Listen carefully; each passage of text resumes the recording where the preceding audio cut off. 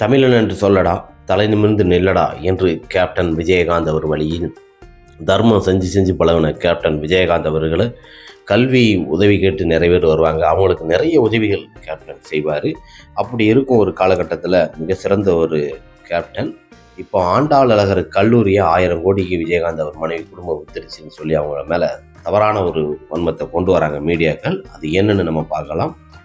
மாமண்டூரை சேர்ந்த அந்த ஏரியாவில் பார்த்தீங்கன்னா ஒரு 100 ஏக்கர் பரப்பில் ஆண்டாள் அழகர் பொறியியல் கல்லூரின்னு கேப்டன் விஜயகாந்த் அவர்கள் 2000 ஆண்டில் தொடங்கினார். கிட்டத்தட்ட பார்த்திங்கன்னா ஒரு 10-20 வருஷத்துக்கு மேலே அந்த கல்லூரி செயல்பட்டு இருந்தது. இன்ஜினியரிங் காலேஜ் பொதுவாக பார்த்திங்கன்னா தமிழகத்தில் அதிகமாக இருந்தது. அப்படி இருக்கும்போது பார்த்திங்கன்னா குறிப்பிட்ட காலேஜுகளை வந்து ரன் பண்ண முடியலை. அப்படிங்கிறதுனால எல்லா காலேஜையும் நிறைய காலேஜை மூடிட்டாங்க. கிட்டத்தட்ட ஏகப்பட்ட காலேஜுக்கிட்ட மூடிட்டாங்க. நிறைய கணக்கில்லாத இன்ஜினியரிங் காலேஜ் இருந்ததுனால மூடிட்டாங்க. அந்த காலேஜ் கேப்டன் விஜயகாந்த் அவர்கள் எப்படி கட்டினார் தெரியுமா? ராவுத்தரும் கேப்டனும் நல்ல நட்பு கொண்டவர்கள்.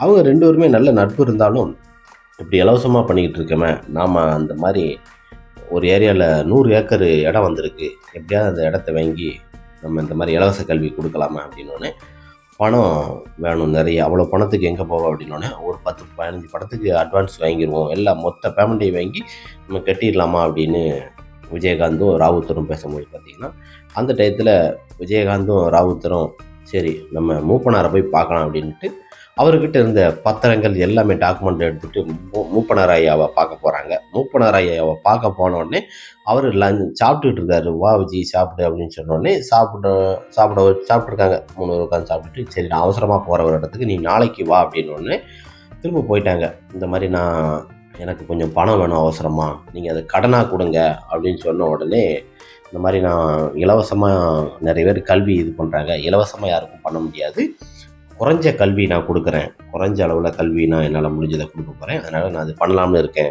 நீங்கள் எனக்கு உதவி பண்ணுங்கள், பணம் வேணும் இவ்வளவு வேணும் அப்படின்னு சொன்னோடனே அப்படியா சரி நாளைக்கு வான்னு சொன்னோடனே ராவுத்தரும் கேப்டனும் உன் பேச்சை கேட்டு நாங்கள் போயிட்டேன்னு சொல்லி 2 பேருமே சண்டை போட்டுக்கிட்டாங்க. ஏன்னா அவங்களுக்குள்ள நல்ல நட்பு இருந்தால் நம்ம அவர் ஏதோ ஒரு காரணம்டா மறுநாள் போகலாம் அப்படின்னு சொல்லி ராவுத்தரும் கேப்டன் அங்கே போடிட்டு அவர் உடனே வா விஜய் அப்படின்னு சொல்லிட்டு நீ இந்த மாதிரி டாக்குமெண்ட் எதுவுமே வேண்டாம், நீ சும்மாவே வச்சுக்கோ அப்படின்னு சொல்லிட்டு ஒரு 6 சூட்கேஸ் பெட்டி எடுத்து அப்படியே காரில் கொடுக்குறாரு. அப்படியே அந்த இடத்துல உட்காந்து கேப்டனும் ராவுத்தரும் கதறி அழுதுருக்குறாங்க. ஏன்னா அந்த மாதிரி ஒரு விஷயத்த வந்து யாரும் கொடுக்கும்போது பண்ண மாட்டாங்க. இருந்தாலும் கேப்டன் அவ்வளோ தர்மம் செய்தது நீ நல்ல விஷயத்துக்காண்டி பண்ணுறத விஜய், அதனால் நான் கூட இருக்கேன், அந்த கல்லூரி கட்டத்துக்கு என்ன வேணுமோ அதை நான் சப்போர்ட் பண்ணுறேன்னு சொன்னோடனே அப்படி உருவான கல்லூரி தான் ஆண்டாள் அழகர் பொறியியல் கல்லூரி என்பது. மிக அருமையான தன்னோட தாய் தந்தையோட பேரை வச்சிருக்கிறாரு. அந்த கல்லூரி கிட்டத்தட்ட படித்தவங்க எல்லாரும் பார்த்திங்கன்னா இன்றைக்கி மிக மிகப்பெரிய ஒரு பொசிஷனில் வேலை பார்த்துட்டு இருக்கிறாங்க. மாமண்டூர் அது பக்கத்தில் கற்பகநாயகம் காலேஜ், அது படால கூட்டுரோட்டுக்கு அடுத்து பார்த்திங்கன்னா அப்படி 2 காலேஜ்கள் இருக்கும்போது மிக பிரபலமாக இருக்கும் இந்த ஆண்டாள் அழகர் பொறியியல் கல்லூரி மிக சிறப்பாக செயல்பட்டு கொண்டு இருந்தது. செயல்பட்டு இருந்ததை விட நிறைய வாட்டி கேப்டன் விஜயகாந்த் அங்கே பல நிகழ்ச்சிகளை கலந்துருக்கிறாரு, எல்லா இதுக்குமே இது பண்ணியிருக்கிறாரு. இந்த பொறியியல் கல்லூரி அப்படியே கேப்டன் விஜயகாந்த் அவர்கள் கொஞ்சம் சிக்காகி இருக்கும்போது பார்த்திங்கன்னா அவங்க மைத்தினர் அவங்க கைக்கு போன பிறகு சில விஷயங்களை வந்து கவர்மெண்ட்டு இத்தனை காலேஜை மூடணும் அப்படின்னு சொல்லும்போது பார்த்திங்கன்னா கரெக்டான முறையில் பராமரிப்புகள் சில விஷயங்கள்லாம் பண்ண முடியலை. கேப்டன் அரசியல் இறங்கிட்டார். சில விஷயங்களுக்கு வந்து பார்க்கணும், அதுக்கேற்ற மாதிரி எல்லா பொருளாதாரத்திலையும் சில சந்திக்க வேண்டியது இருக்கும். அந்த இது பண்ண முடியலனால காலேஜை அப்படியே ஓப்பன் பண்ணாமல் விட்டுட்டாங்க.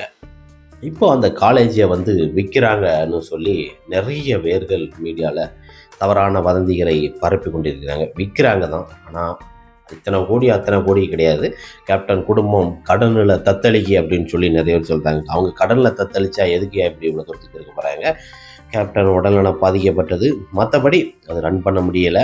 அந்த நாட்களில் அந்த காலேஜை பொறுத்த வரைக்குமே மற்றவங்க எடுத்து அந்த காலேஜை நடத்த போகிறாங்க, அதை கொடுக்கணும்னு சொல்லி தான் பேச்சுவார்த்தைகள் நடந்திருக்கு. தனலட்சுமி காலேஜ் திருச்சியில் உள்ளவங்க அவங்க எடுத்து நடத்துகிறாங்க. இருவரும் பார்ட்னர்ஷிப் மாதிரி கூட வரலாம்.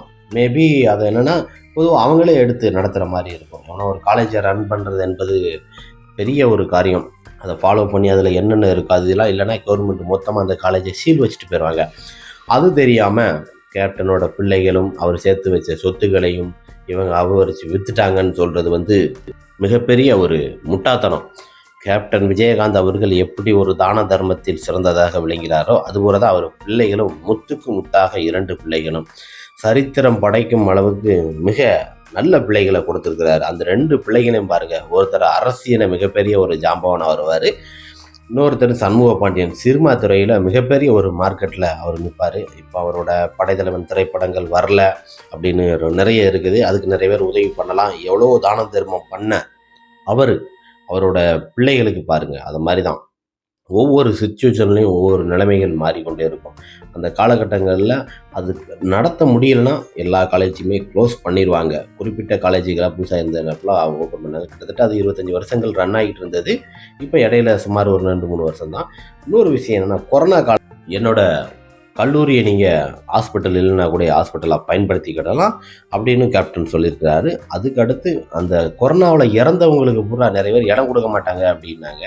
என்னோட காலேஜிலே நீங்கள் புதைச்சிக்கலாம், நான் அதுக்கும் இடம் தாரேன்னு சொன்ன ஒரு மனிதன் அது கேப்டன் விஜயகாந்த் அவர்கள் தான். ஒருத்தர் கூட எத்தனையோ கோடிக்கணக்கில் வச்சுருக்கிறாங்க இடம், ஏக்கர் கணக்கில். அவங்க யாருன்னு சொல்லாத கேப்டன் விஜயகாந்த் அவர்கள் ஒரு சகாப்தமாக அன்னைக்கு சொன்னார். அது உண்மைதான். அவர் மனசுல இருந்து வரதுங்க. யாருங்க இடம் கொடுப்பா, ஆனால் அவர் இடம் கொடுத்தாரு. ஆனால் இப்போ பார்த்தீங்கன்னா ஆண்டாளர்கள் கல்லூரி கேப்டன் விஜயகாந்த் அவர்கள் குடும்பங்கள் 1000 கோடிக்கு விற்கிறாங்க. 1000 கோடிக்கு விற்று எல்லாத்தையும் அழிக்கிறாங்க. அவங்க அழிக்க நினைச்சா என்னாலும் பண்ணலாம். ஆனால் அழிக்க நினைக்கல. அது ரன் பண்ண முடியல. அது அடுத்தவங்கள்ட்ட கொடுத்து அது ரன் பண்ண போகிறாங்க, அவ்வளோதான். மற்றபடி இத்தனை கோடிக்கு விற்றுட்டாங்க. கேப்டன் விஜயகாந்த் அவர்கள் சொத்து மதிப்பு பார்த்தீங்கன்னா ஒரு 3-4 தலைமுறைக்கு சாப்பிடலாம், அந்தளவுக்கு சொத்து மதிப்புலாம் இருக்குது. அவங்க பையங்களும் உழைக்கிறாங்க, அவங்க அரசியலில் இருக்கிறாங்க. மற்றபடி அவங்களுக்கு என்னென்ன இருக்கோ எல்லாமே இருக்குது. அது எதுவுமே விற்கலை. கேப்டன் விஜயகாந்த் சிக்காயிட்டார். அதுக்கு அடுத்து அந்த காலேஜை பொறுத்த வரைக்கும் சில விஷயங்கள் ரன் பண்ண முடியலை. இந்த மாதிரி சில சுச்சுவேஷன்கள் அமைஞ்சதுனால அந்த காலேஜை கொடுக்கறதுக்கு சில ஏற்பாடுகள் நடைபெற்று கொண்டிருந்தது. அதை இருக்கிறவங்க எல்லாரும் மைக்கை தூக்கிட்டு, ஐயோ கேப்டனோட கல்லூரி விற்கப்படுகிறதா, நீங்கள் இதில் ஆகிறதாலாம், அவங்க குடும்பம் ரொம்ப தத்தளிக்குது, கடனில் ரொம்ப கஷ்டப்படுறாங்க, அந்த மாதிரி வதந்திகளை பரப்புவது ரொம்ப ஒரு வன்மம் தான். ஆனால் இருந்தாலும் அந்த மீடியாக்கள் எழுதுதானே சில விஷயங்களை, தவறான வார்த்தைகளை எழுதி அதை பயன்படுத்தக்கூடாது. ஏன்னா கேப்டன் விஜயகாந்த் அவர்கள் குடும்பம் மிக ஒரு சிறப்பான தானம் தர்மம். இன்றும் கேப்டன் மறைந்தாலும் பார்த்தீங்கன்னா அவருடைய இடத்துல இன்றைக்கும் தானம் தர்மம். எந்த ஒரு மனிதன் இருந்ததும் அது கோயிலாக கும்பிட மாட்டாங்க. இன்றைக்கி கோயம்பேடுல இருக்கிற கேப்டனோட ஆலயத்தை பாருங்கள், அது தெய்வமாக இன்றைக்கி நடக்குது. நிறைய பேரை தெய்வம் ஆயிட்டாம்பாங்க. அன்றைக்கி பார்த்தீங்கன்னா அந்த இடம் மட்டும்தான். இறந்த மனிதனை யாரும் தெய்வமாக கும்பிட மாட்டாங்க. அது கேப்டன் விஜயகாந்த் அவர்களது மட்டுமே சாத்தியமாக இன்று நடைபெற்று கொண்டிருக்கிறது. கேப்டன் விஜயகாந்த் அவர்கள் ஆண்டாள் அழகர் பொறியியல் கல்லூரி 1000 கோடி 2000 கோடிக்கு விற்கிறாங்கங்கிறது போய் 100 ஏக்கர் தாங்க. அது குறிப்பாக அவங்க தனலட்சுமி காலேஜ் அவங்க கம்பேர் பண்ணி பார்ட்னர்ஷிப்பாக நடத்தலாம். மேபி அதை அவங்களுக்கே கொடுக்கலாம். மற்றபடி கடனிலையோ எந்த ஒரு பிரச்சனையிலையோ அந்த ஆண்டாள் அழகர் கல்லூரியை கொடுக்கணும்னு இல்லை.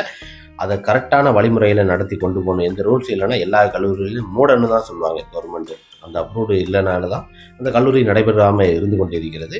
மற்றபடி தனலட்சுமி காலேஜ் எடுத்து நடத்துவாங்க.